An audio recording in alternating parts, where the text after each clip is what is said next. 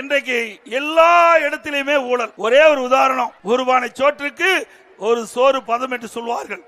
இன்றைக்கு மதுரை மாநகராட்சியில 150 கோடி சொத்து வரியில ஊழல் செய்யப்பட்டதாக, முறைகேடு நடந்ததாக திமுக அரசாங்கம் இன்னைக்கு பல்வேறு தரப்பு, அனைத்து இந்திய அண்ணா திராவிட முன்னேற்ற கழகம் கட்சி, இப்படி பல கட்சிகள் ஆர்ப்பாட்டம் செய்த விளைவு இன்றைக்கு வேறு வழி இல்லாம திமுக அரசாங்கம் அதிலே ஆய்வு செய்யப்பட்டு அந்த முறைகேடுகள் நடைபெற்றதாக அவர்களே ஒத்துக்கொண்டு பல அதிகாரிகள், மாநகராட்சியிலே பணிபுரிந்த பல அதிகாரிகள் இன்றைய தினம் சிறையிலே அடைக்கப்பட்டிருக்கின்றார்கள்.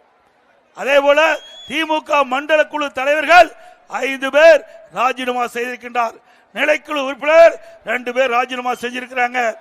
இன்றைய தினம் மதுரையினுடைய மாநகராட்சி மேயர், அவருடைய கணவர் கைது செய்யப்பட்டிருக்கின்றார். யாருடைய ஆட்சி? திமுக ஆட்சி. யார் ஊழல் செய்தது? திமுக.